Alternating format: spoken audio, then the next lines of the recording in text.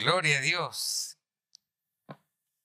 Damos gracias al Señor por encontrarnos reunidos acá, por el clima también. Está bonito todo, está bueno todavía. No hay nieve. Ya se empieza a sentir un poquito el ambiente de fiesta. A mí mi hija ya me lo empieza a recordar. Pone ahí en el YouTube canciones de Navidad. Así que yo no sé qué será, pero quizás me quiere dar un mensaje.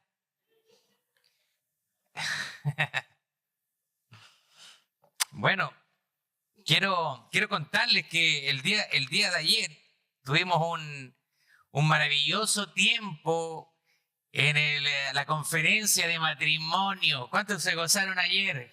Démosle un aplauso al Señor. Fue un tiempo pero maravilloso. Tuvimos al pastor José Poveda, su esposa, y ellos vinieron desde Reading y estuvieron trayéndonos ese mensaje. Fue un tiempo que nos gozamos, hubieron unas dinámicas también. Así que yo quiero animarlo para los que quizás no vinieron, que no se pierdan este tipo de eventos. Porque estos eventos nos ayudan mucho a poder apartar primero un tiempo como matrimonio, de estar juntos, de poder recibir una palabra del Señor. Obviamente que hay un costo asociado, pero que usted no falte por el dinero, que el dinero no sea un impedimento. Si usted realmente tiene, en alguna próxima ocasión, realmente tiene problemas para pagar la colaboración, díganos y podemos ayudarle sin problema, pero que no sea porque me duele pagar estos $50, que no sea porque realmente no quiere hacerlo, sino disponga su corazón para este tipo de eventos. Muy, muy bueno el mensaje que trajo. La comida exquisita. Pasamos un tiempo, se veían todos regios, todos espectaculares. Los varones, las damas vinieron, pero preciosos. Así que yo quiero dar agradecimientos porque a veces se me pasa y algunos se pueden sentir mal, pero no, estamos bien agradecidos con todo. La decoración, usted vio ahí esa decoración hermosa, nuestra hermana Esther, junto a nuestra hermana Natividad y también con la ayuda de Alex. Así que démosle un aplauso.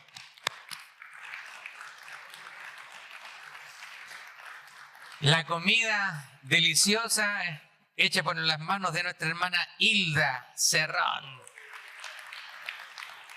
También tuvimos unos postres deliciosos ahí. Nuestra hermana Milka preparó esos deliciosos postres.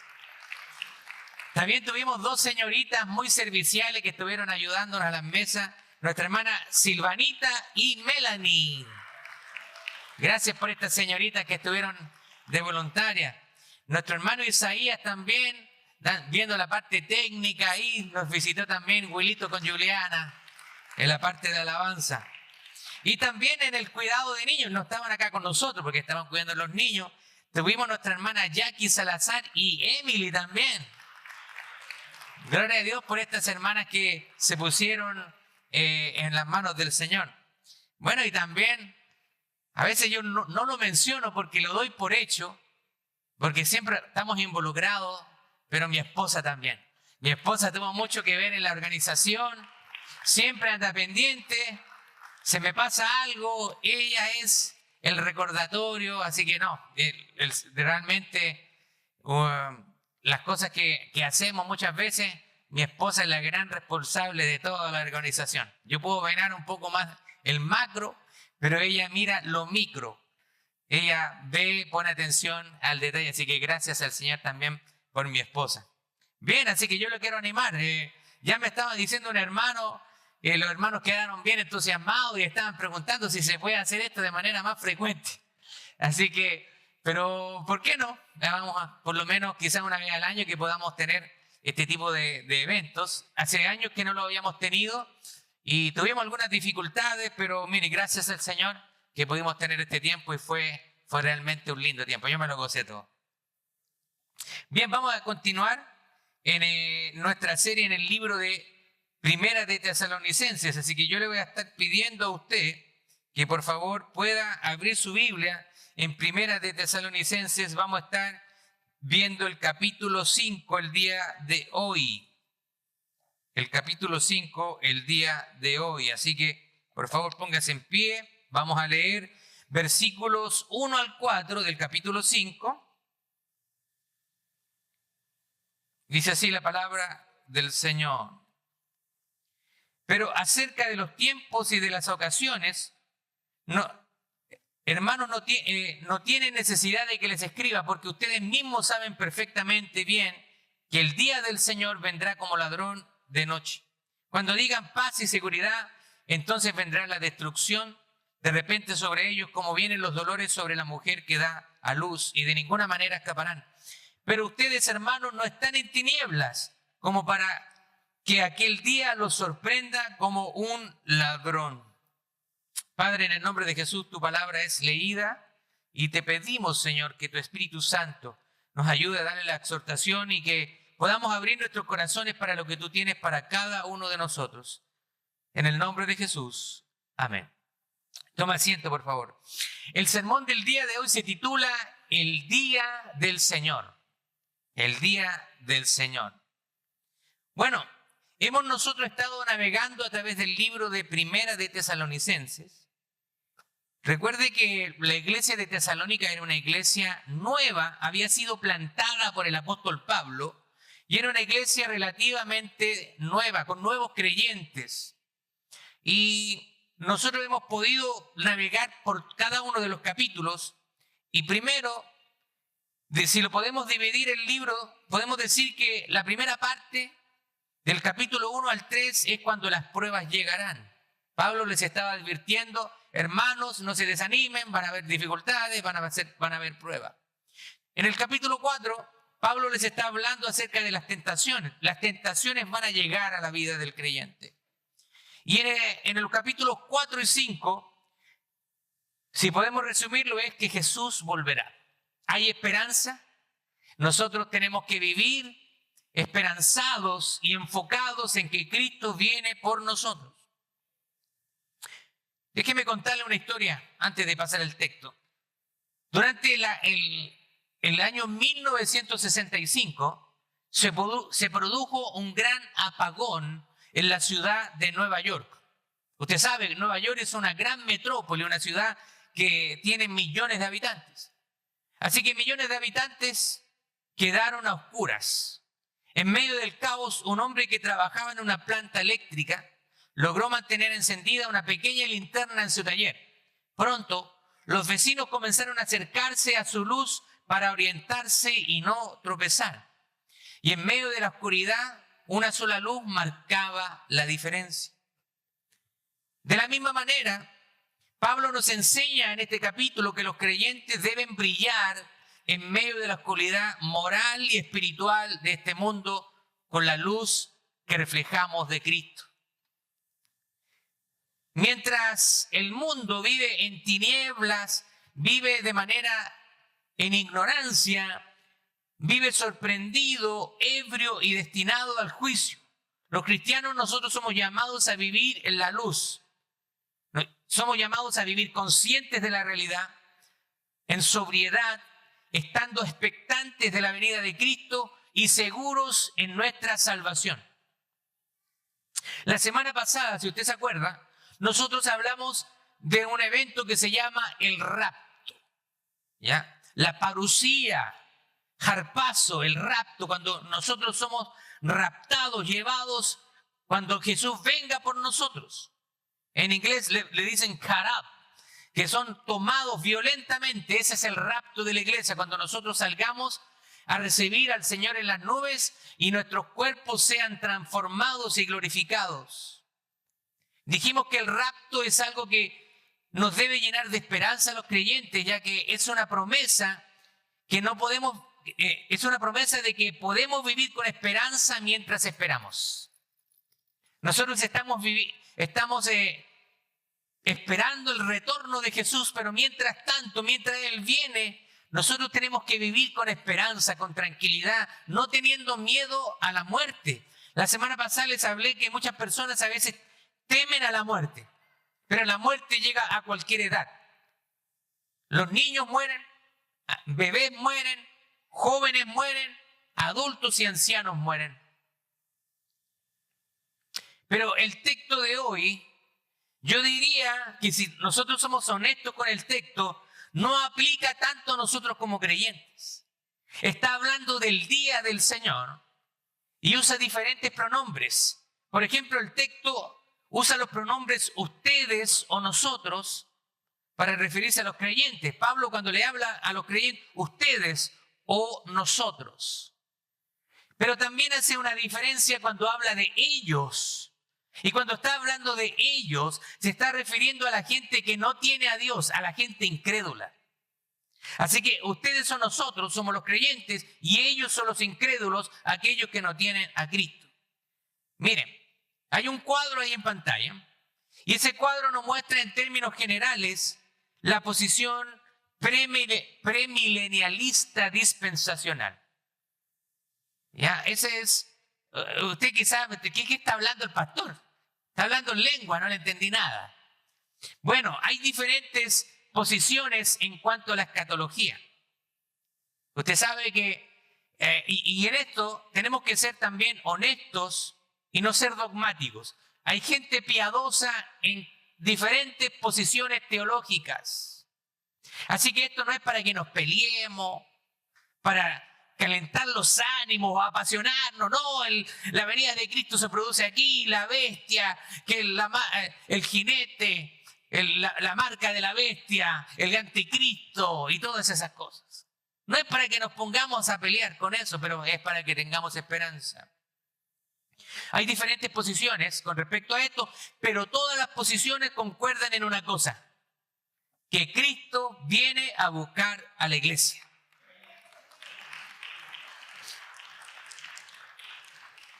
Así que veamos el cuadro un poquito. Ahí está lo que se denomina el rapto de la iglesia. Y desde la crucifixión de Jesús, la resurrección y la ascensión, estamos viviendo nosotros en lo que se llama la era de la iglesia. Estamos viviendo en la era de la iglesia.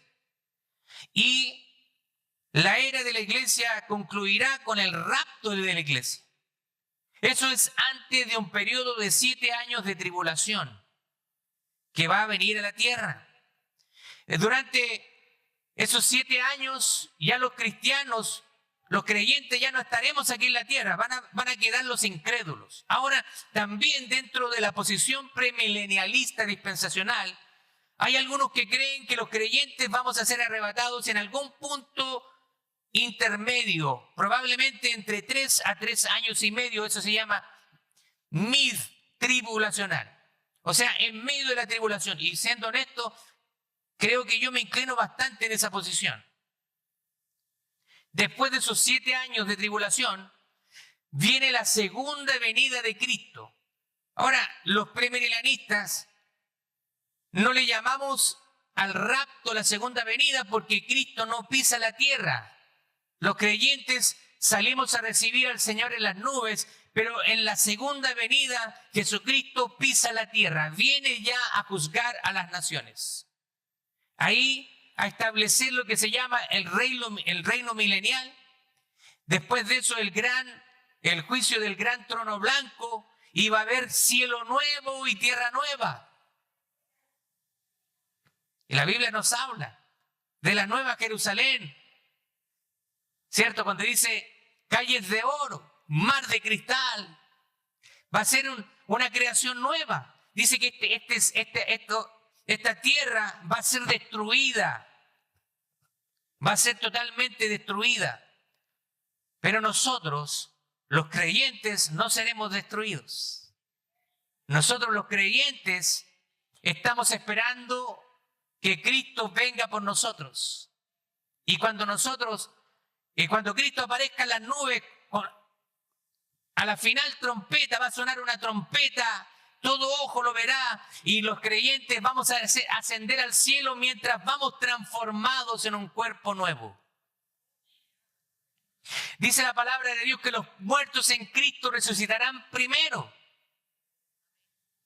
Así que aquí, los que ya murieron, yo les hablé la semana pasada del estado intermedio, ¿cierto? Que no es sleeping, no es dormir, sino que dormir se refiere a que murieron, pero están conscientes esperando la resurrección. Vamos a recibir cuerpos nuevos.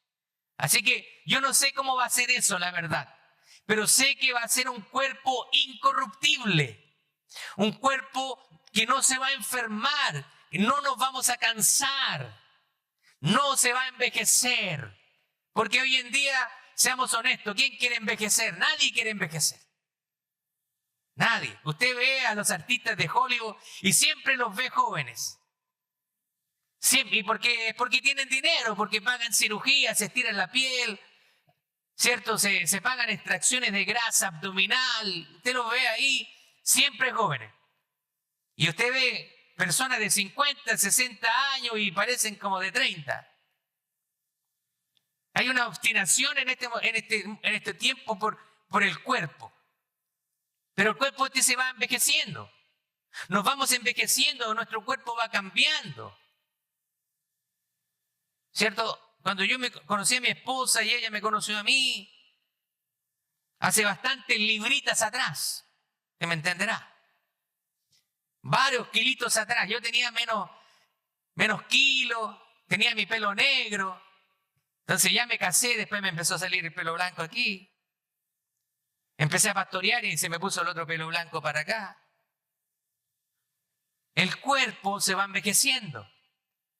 Pero dice la palabra de Dios que el hombre interior debe ser renovado cada día. Así que vamos a envejecer. A veces nos van a doler los huesos. Si viene el frío nos duele todo. Antes, los que hacíamos ciertas cosas, podíamos tener mucha vitalidad. Ahora de repente hacemos una cosa, bajamos la escalera y ya sentimos el dolor aquí en la espalda. A veces yo me agacho y me quiero parar. No me puedo ni parar. Porque ya vienen los achaques de la edad. Pero cuando Cristo venga, vamos a recibir un cuerpo glorificado. Un cuerpo nuevo. ¿Cómo será? Yo no lo sé. Pero lo único que sé es que ya no habrá más llanto, más dolor, más enfermedad. Ahora, esto no está en la Biblia, pero quiero especular. ¿Cuál es la edad quizás que se considera el auge de la vida? Probablemente entre los 20, 30 años, cuando estamos vigorosos, ¿cierto? Yo creo que quizás cuando resucitemos, quizás vamos a encontrarnos entre los 25 años, 30 años. No lo sé. Pero sé que va a ser un cuerpo perfecto. Pero ¿sabe qué? Ahora nosotros nos preocupamos cómo será ese cuerpo. Pero realmente cuando estemos arriba vamos a tener la mente de Cristo y realmente eso no va a importar para nada. Lo único que va a importar es que vamos a estar para siempre con nuestro Salvador Jesucristo.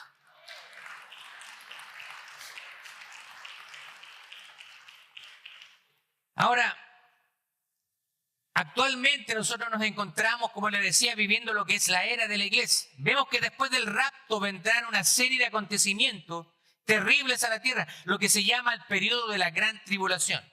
Mire lo que dice Mateo 24, de 29 en adelante. Inmediatamente después de la tribulación de aquellos días, el sol se oscurecerá y la luna no dará su resplandor y las estrellas caerán del cielo y las potencias de los cielos serán conmovidas. Entonces aparecerá la señal del Hijo del Hombre en el cielo y entonces lamentarán todas las tribus de la tierra y verán al Hijo del Hombre viniendo sobre las nubes del cielo con poder y gran gloria. Y enviará a sus ángeles con gran voz de trompeta y juntarán a sus escogidos de los cuatro vientos desde un extremo del cielo hasta otro. Ahí no importa de qué país sea usted, qué etnicidad tenga, si es blanco, moreno, negro, no importa, chiquitito, gordito, peladito, no va a importar. Dice que de toda lengua, toda tribu y toda nación, millones de cristianos alrededor del mundo saldremos al encuentro de nuestro Salvador. Aquí Pablo presenta una serie de contrastes entre los cristianos y los perdidos, porque habla de nosotros y ellos. Y vamos a ver, mientras los creyentes vivimos en luz, los incrédulos viven en tinieblas. La venida de Cristo será inesperada para el mundo, como un ladrón en la noche, pero no para los creyentes. Por eso que menciona como ladrón en la noche.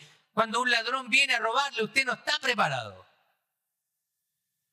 Entra un ladrón a su casa y usted no está esperando. Voy a poner la alarma a las 3 de la mañana porque el ladrón va a entrar a las 3 de la mañana. Suena hasta absurdo, y lo es. Porque un ladrón no le da aviso cuando tiene que entrar a su casa. Y el término que se usa aquí es para decir que la venida de Cristo va a ser de una manera inesperada, en cualquier momento, en un momento que no esperamos. Dice como ladrón en la noche, pero realmente no es que va a venir en la noche, sino que puede venir en cualquier momento. No lo sabemos, pero lo que sí sabemos es que Cristo va a venir. Ahora, los incrédulos viven en tinieblas, su mente está oscurecida, aman la oscuridad y están bajo el dominio del mal. En cambio, los cristianos somos hijos de luz, porque Dios es luz y Cristo es la luz. Y Cristo nos dijo a la iglesia, ustedes son la luz del mundo. Nosotros estamos aquí para alumbrar o reflejar la luz de Cristo a aquellas personas que no tienen a Cristo. Tenemos que vivir mostrándoles el amor de Cristo, teniendo misericordia de esas personas.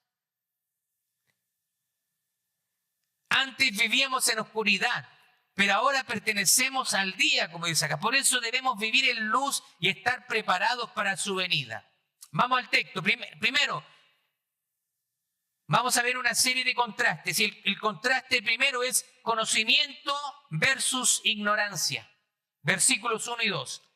Pero acerca de los tiempos y de las ocasiones, hermanos, no tiene necesidad que les escriba porque ustedes mismos saben perfectamente bien que el día del Señor vendrá como ladrón en la noche. Y así que Pablo empieza marcando el contraste entre los que saben y los que no saben. Pablo les está diciendo a los creyentes, ustedes ya saben, yo les comuniqué esto, se lo estoy recordando, ustedes tienen que estar conscientes de que Cristo viene por nosotros. Así que los creyentes sabemos perfectamente que Cristo viene. Pero ¿sabe qué? Muchas veces nos olvidamos y vivimos una vida afanada en las cosas de este mundo. Que el trabajo, que la casa, que la cuenta de tengo que pagar el carro, que esto otro, proyectos que tengo hacia el futuro. Y yo no digo que no sean cosas malas, no me tome a mal, don't get me wrong. Pero lo que quiero decir es que nosotros como creyentes tenemos que vivir enfocados en que Cristo viene por nosotros. Gracias. En cualquier momento. En cualquier momento Cristo viene por nosotros. No tenemos que vivir afanados. Los creyentes saben perfectamente, no porque conozcamos la fecha exacta, no sabemos cuándo va a venir, sino porque comprendemos la naturaleza de este evento que va a ser repentino, inesperado, pero va a ser seguro. Va a ocurrir de manera inminente. Ahora, los incrédulos, en cambio, ignoran esta realidad espiritual. Viven como si la historia nunca fuera a terminar. La palabra de Dios dice que vivían como en los últimos tiempos la gente iba a vivir como los días de Noé. ¿Se acuerdan cómo fueron los días de Noé? Que Noé les anunciaba el juicio de Dios.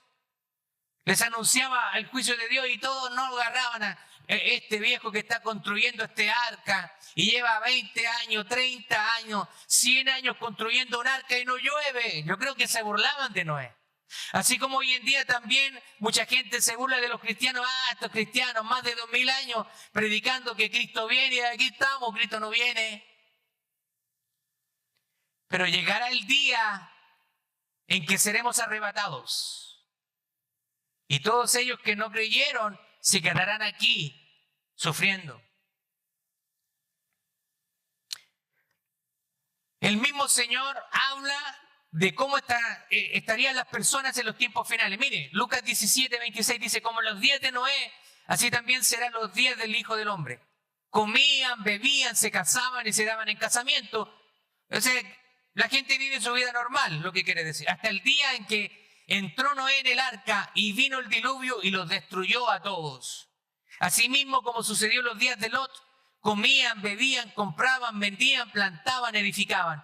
Mas el día en que Lot salió de Sodoma, llovió del cielo fuego y azufre y los destruyó a todos. así será el día en que el Hijo del Hombre se manifieste.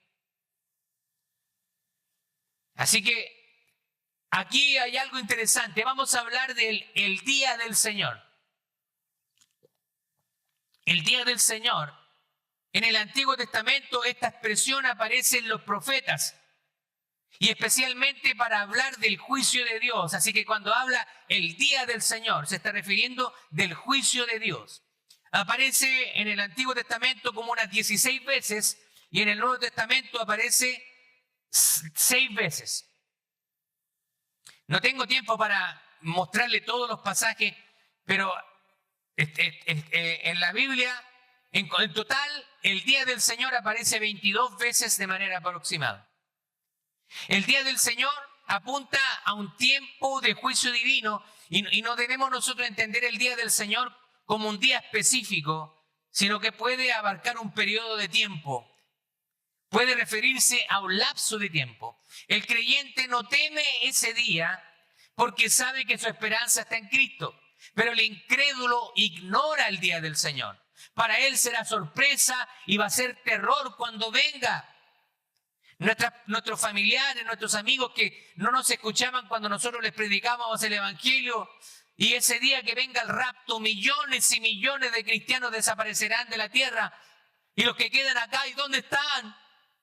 Y se van a acordar de esas palabras. Ellos nos dijeron que Cristo iba a venir y nosotros no lo escuchamos.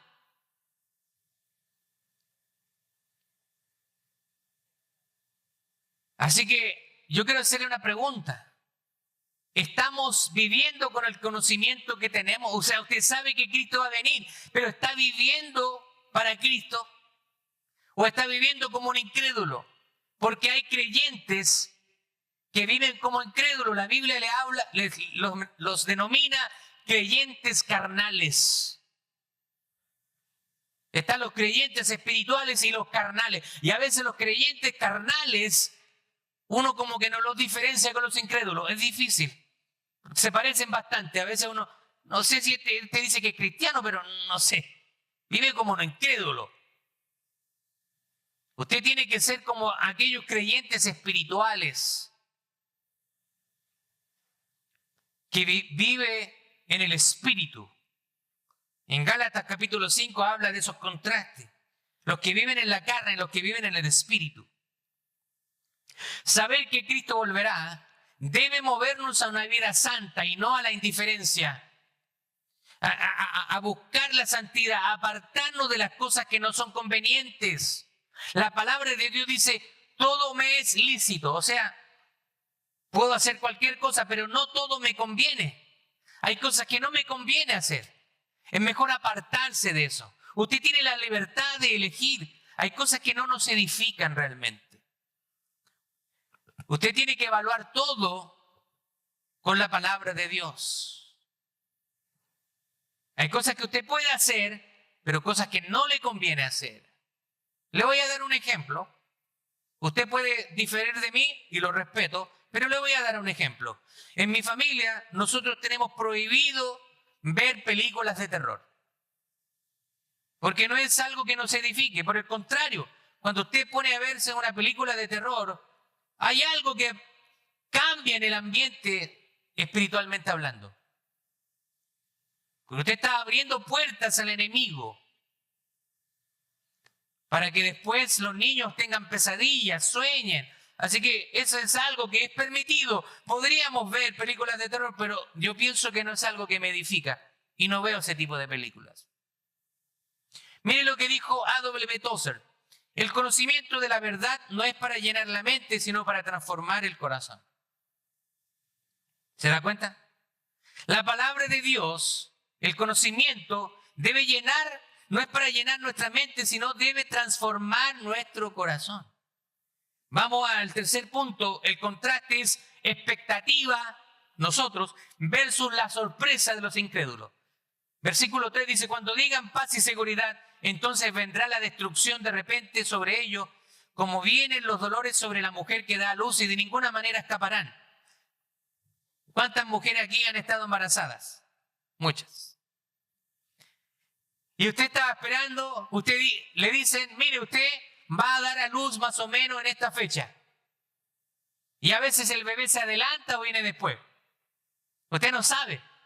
Lo único que sabe es que de repente, Marcelo, parece que ya viene. A mí ¿qué? Ya viene. Tengo dolores. Vamos al hospital. ¿Y yo qué? ¿Qué? Yo no sabía. Ese día no estaba preparado. Y fuimos al hospital. Y en el hospital, no, falsa alarma. Nos volvimos para la casa. Y después vienen los dolores. A los 3 días, no, yo creo que ahora sí. Por eso que dicen los dolores como dolores de parto. Llegan en el momento menos pensado. Usted sabe que la gestación son 9 meses, pero usted no sabe el día exacto en que van a ser. Bueno, hoy en día a veces algunas mujeres les inducen el parto, pero ya eso es otra cosa, ¿cierto? Pero los dolores cuando vienen de manera natural no le avisan. Pero ustedes, hermanos, dicen, no están en tinieblas como para que aquel día los sorprenda como un ladrón. Todos ustedes son hijos de luz e hijos del día. No somos hijos de la noche y de las tinieblas. Nosotros somos hijos de luz porque hemos recibido a Cristo y ahora la luz de Cristo alumbra nuestra vida. Aquí Pablo muestra el contraste entre dos actitudes frente al futuro. El incrédulo vive confiado falsamente. Tengo paz, tengo seguridad. Está bien, tengo una buena cuenta bancaria, tengo una buena casa, tengo un carro del año, tengo inversiones en acciones, mi salud está bien, tengo el futuro asegurado. ¿Qué dice la palabra del Señor? Hombre necio, esta noche vengo por tu alma. Así que muchas veces el mundo va a experimentar paz y seguridad, pero mientras ignoran a Dios, su confianza está en los sistemas humanos, en los gobiernos, en la economía, en sus riquezas. Los políticos muchas veces provocan polarización en la gente. Se pelean por los políticos de izquierda, de derecha, y los políticos son todos iguales, ellos son amigos allá. Van a tomar juntos una copa y aquí la gente del pueblo siempre igual, porque los políticos son los únicos que prosperan y a veces el común de los ciudadanos nunca le llega nada. Y los ciudadanos son los que se pelean entre ellos. Piensen eso. Su confianza no tiene que estar en el gobierno, en la economía, en sus riquezas. Su confianza tiene que estar en el Rey de Reyes y en el Señor de Señores.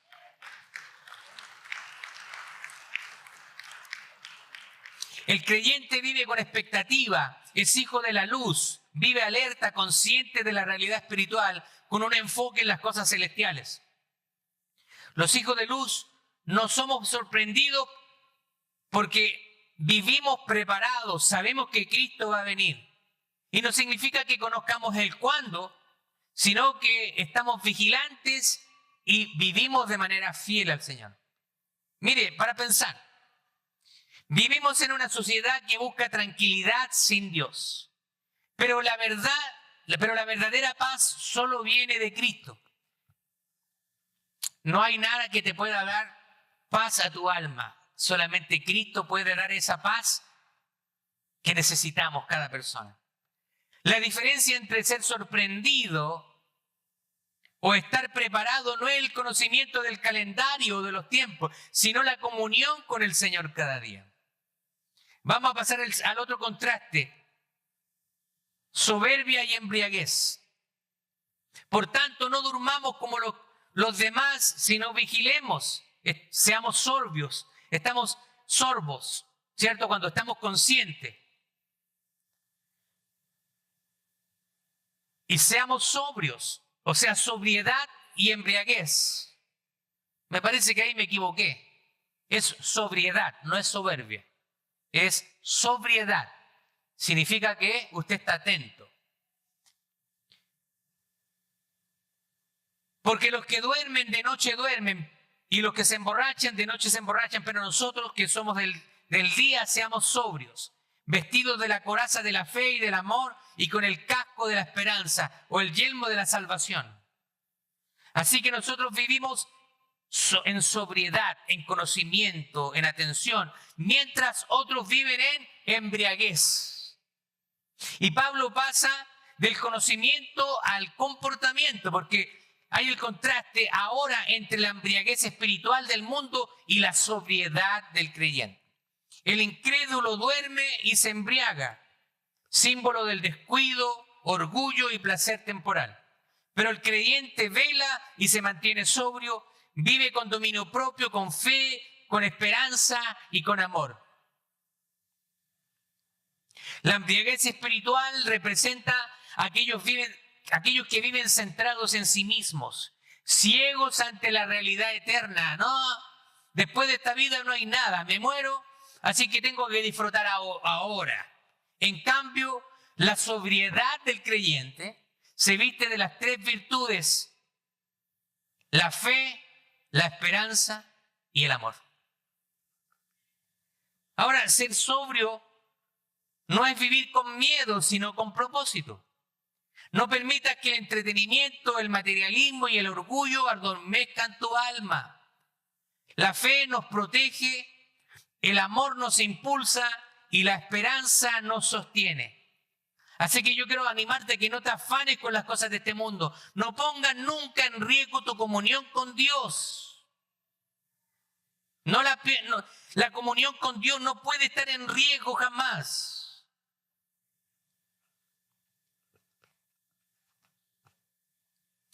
¿Dónde está mi hermano Ismael?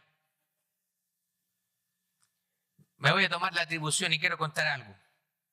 El hermano Ismael estaba aplicando para un trabajo. Y en ese trabajo le iban a pagar más dinero. Era una posición que había abierto la empresa. Y él se preparó para ir a esa entrevista. Y a él le dijeron, el trabajo es de jueves a domingo, algo así. Y él lo pensó. Me dijo, pastor, estaba tentadora la oferta, era bastante dinero. Pero ¿sabe qué? Me iba a perder los domingos. No iba a estar en la iglesia del Señor. No iba a estar sirviendo. No iba a estar con mis hermanos. Y él puso las cosas en balanza y dijo, no, el dinero no paga la comunión con mis hermanos y primero la comunión con Dios. Que podamos ser determinados como nuestro hermano lo fue en ese momento. Porque hay creyentes que ponen en riesgo la comunión con Dios. No, si voy a trabajar solamente algunos domingos. Y después se van enfriando. Porque estar aquí es lo que nos mantiene fervientes en el Señor. Esto es como cuando hay un fuego, hay un carbón encendido. Usted saque ese carboncito y aíslelo. En pocos minutos se apaga mientras la llama ahí del carbón sigue encendida. Lo mismo pasa con el creyente. Cuando usted lo saca de la comunión con los creyentes, se enfría, se apaga. Ya empieza a hacer cosas que hacía antes. Ya antes había dejado de fumar, ahora le dan ganas de fumar un cigarrito que no va a hacer mal, no me va a hacer mal. Había dejado las copas y ahora no, bueno, una copita que mal me va a hacer. Y así empieza a enfriarse la vida del creyente. Y las cosas que había dejado ahora la empieza a hacer de nuevo porque se empieza a enfriar espiritualmente. Vamos al último punto, salvación y juicio.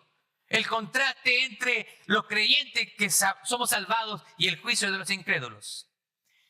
Versículo 9, porque no nos ha puesto Dios para ira, sino para alcanzar salvación por medio de nuestro Señor Jesucristo, quien murió por nosotros para que ya sea que velemos o sea que durmamos, vivamos juntamente con Él.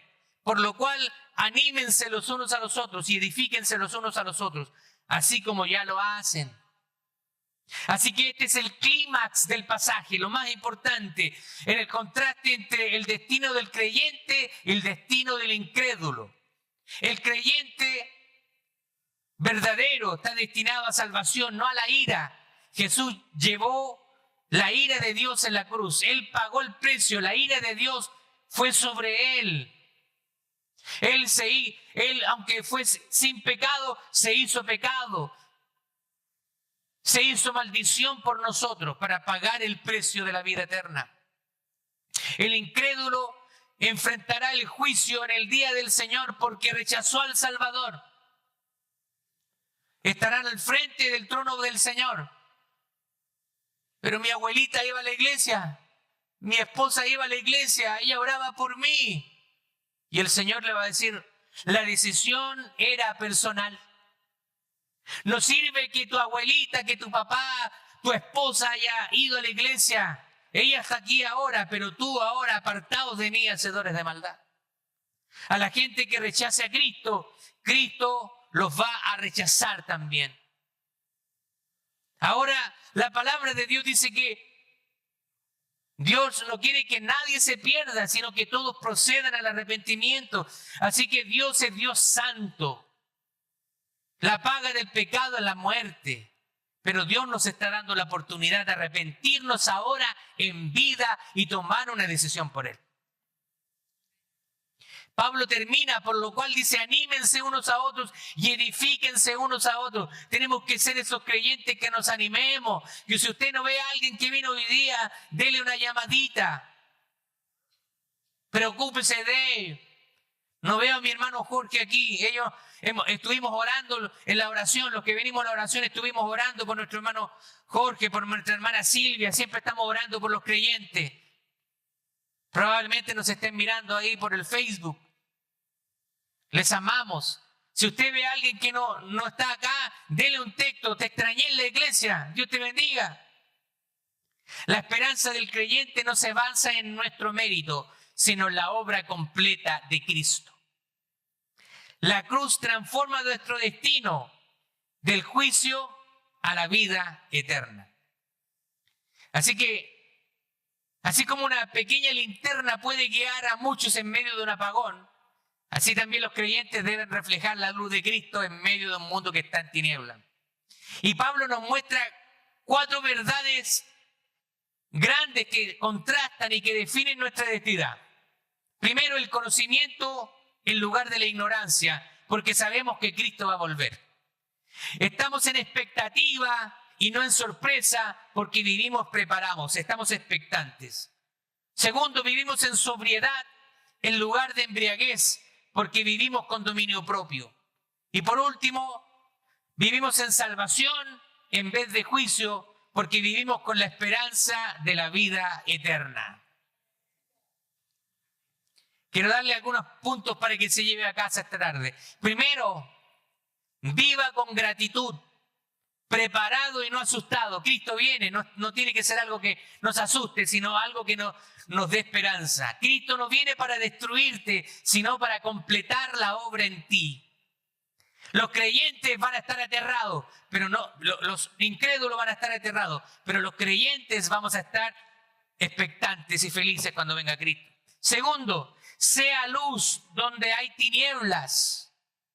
Marque la diferencia, sea de esos creyentes verdaderos, genuinos, que son luz en medio de su comunidad, de su vecindario, en su trabajo, en su familia. Sea de esos creyentes verdaderos, porque muchas veces la gente dice, yo creo en Dios. ¿Y cuántas veces hemos escuchado, yo creo en Dios? No se nota. Porque un hijo de Dios vive como le agrada al Padre, negándonos a nosotros mismos. Seamos luz para esas personas. No avergoncemos el testimonio de Cristo. Nosotros no nos mandamos solos. Hay una nube de testigos allá afuera y siempre va a haber alguien que te va a estar viendo.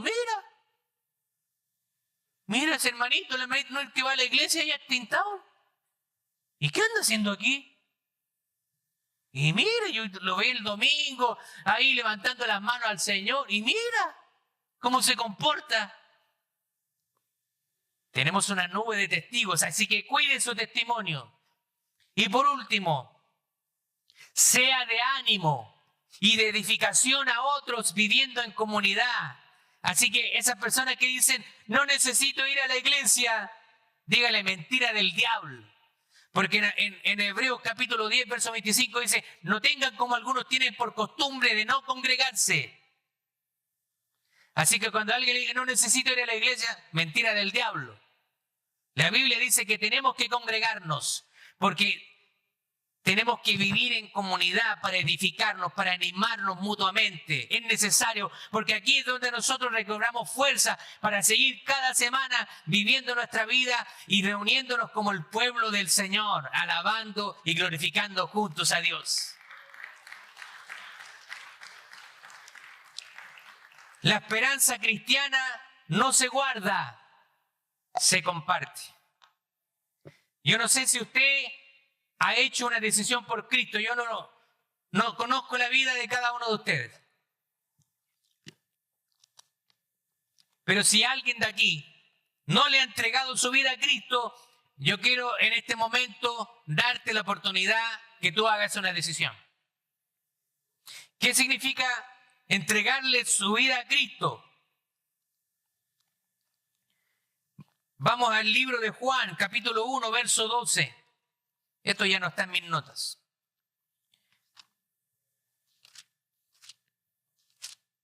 Juan 1:12 dice: mas a todos los que le recibieron, a los que creen en su nombre, les dio la potestad de ser hechos hijos de Dios, los cuales no son engendrados de sangre ni de voluntad de carne, sino de la voluntad de varón, sino de Dios. Para que usted sea un hijo de Dios, usted debe arrepentirse, confesar sus pecados y entregarle su vida a Cristo.